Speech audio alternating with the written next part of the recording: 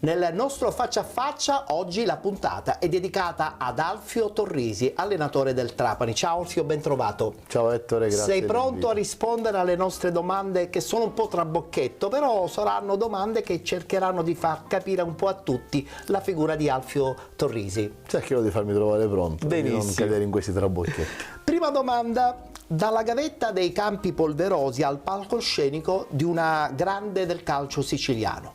A chi devi dire grazie? Una bella domanda. Alla mia famiglia, a mia moglie in particolar modo, mia primissima tifosa assoluta, sin dalla terza categoria, proprio dai Campi Polverosi alla terza categoria. Mia moglie mi è sempre stata accanto, ha sempre creduto in me, mi ha sempre stimolato a fare il massimo. Ricordiamo il nome di tua moglie? Graziella. Ed ecco lei che mi ha dato la forza per cercare di studiare, di aggiornarmi, di migliorarmi per raggiungere questi palcoscenici che oggi sicuramente sono importanti, ma che con molta umiltà cerchiamo sempre di migliorare. Adesso però questi raggiungimenti hanno un valore secondo me doppio. Sì, sicuramente sì, perché non è da molto tempo che alleno. In 8 anni abbiamo passato degli step importanti in una maniera molto veloce. Non è detto che 8 anni fa lei in terza categoria e oggi non potevi mai pensare che sarebbe avvenuto tutto questo. Però quando c'hai la famiglia che ti sostiene e una moglie speciale come quella che io ho, a prescindere da tutto diventa più facile. Quanto del tuo carattere personale c'è nell'energia delle tue squadre? Dammi una percentuale. 100. 100%. Il 100%, sì. Io penso che più cresco, più ho a che fare con giocatori anche di esperienza, con giocatori che vengono da categorie superiori, come è stato quest'anno a Trapani, dove ho la fortuna di allenare gente che ha fatto anche la Serie B. Capisco e ne sono certo adesso, ho certezze che l'aspetto mentale va oltre il 70%, anche più di quello tattico in alcuni casi. Quindi la gestione del gruppo, cercare di creare stimoli nuovi, di creare un obiettivo comune che per raggiungerlo l'unica strada è quella della coesione, soprattutto mentale, e cercare di avere tutti, di indirizzare tutti verso il raggiungimento, il percorrere una strada che ha tante insidie.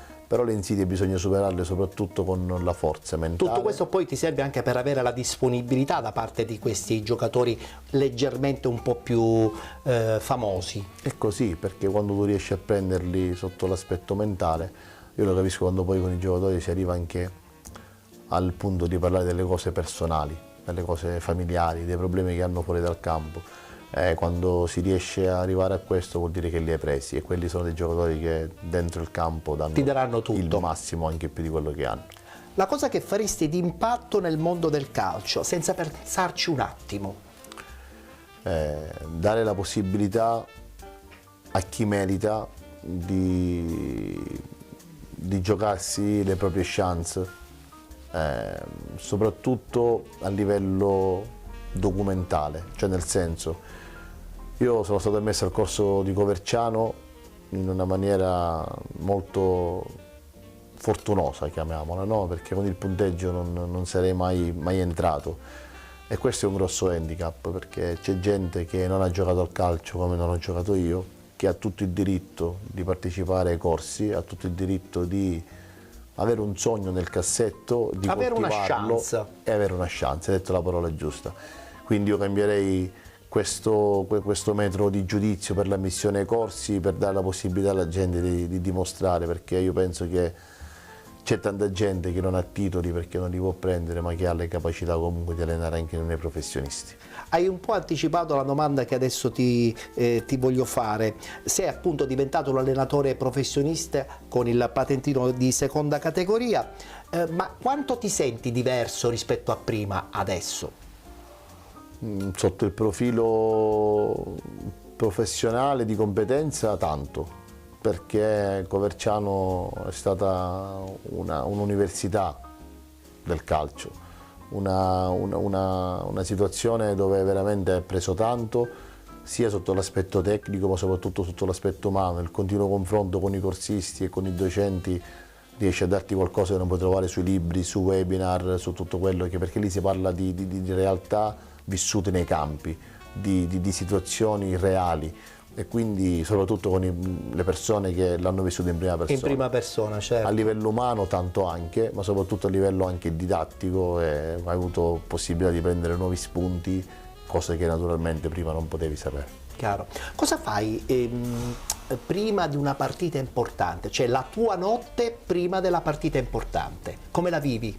Dormo Riesci a bene. riposare? Sì, Quindi dormo la bene. tua adrenalina scatta soltanto quando poi arrivi in campo. No, la notte riposo serenamente, tranquillamente, anche in albergo quando siamo fuori, non ho mai difficoltà sotto questo punto di vista, perché penso che il nostro non dobbiamo farlo più il sabato sera se non dormiamo, il nostro dobbiamo farlo bene dal martedì al sabato Questo è anche mattina. vero. Il sabato dobbiamo andare a letto sereni, di aver fatto il massimo per portare la squadra a una performance sia mentale, tattica, importante, e aver dato tutti gli argomenti possibili e immaginabili ai tuoi giocatori per cercare di poter fare male all'avversario. Cosa amano di te i tuoi giocatori, e vorrei sapere anche quello che non sopportano di te i tuoi giocatori?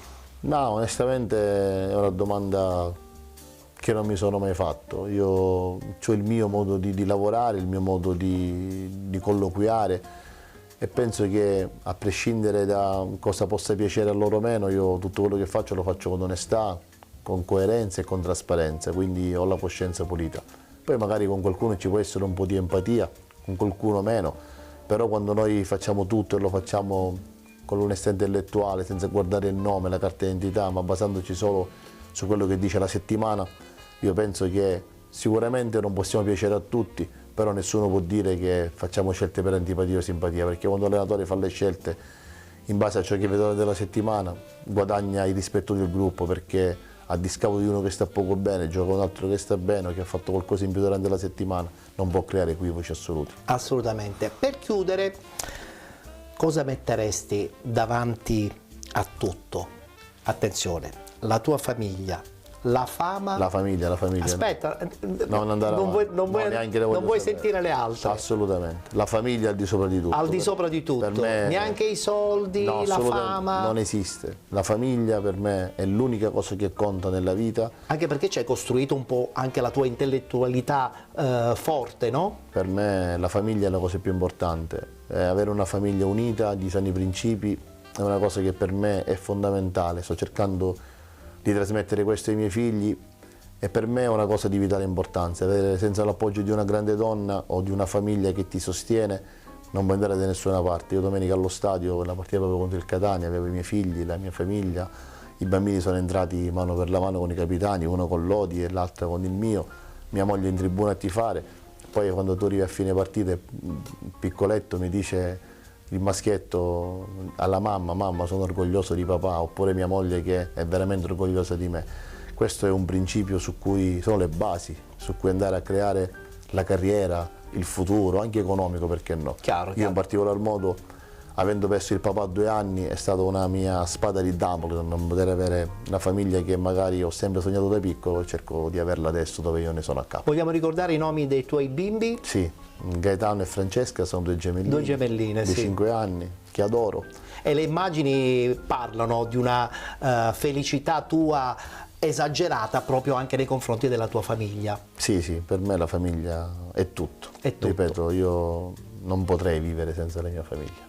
Grazie al nostro Alfio Torrisi, a cui auguriamo ogni bene e ogni fortuna per i suoi sogni, e anche alla sua bella famiglia che lo accompagna praticamente sempre 24 ore su 24. Sì, è vero, la mia famiglia mi accompagna sempre, mia moglie mi è stata sempre vicina in momenti difficili, come quest'anno. Dopo l'esonero la prima cosa che ha fatto mi ha sistemato la valigia, anche se non stavamo benissimo. Diceva: ecco Verciano, vatti a prendere sto corso e l'autostrada già è ben delineata, vatti a prendere il patentino. E questo per me è un motivo di forza e di orgoglio, perché quando c'hai qualcuno alle spalle che ti spinge a dare sempre qualcosa di più, e quelle sono le fondamenta, le basi per crearsi qualcosa di importante nella vita. Grazie ad Alfio Torrisi, abbiamo concluso qui lo spazio dedicato al faccia a faccia. Appuntamento al prossimo.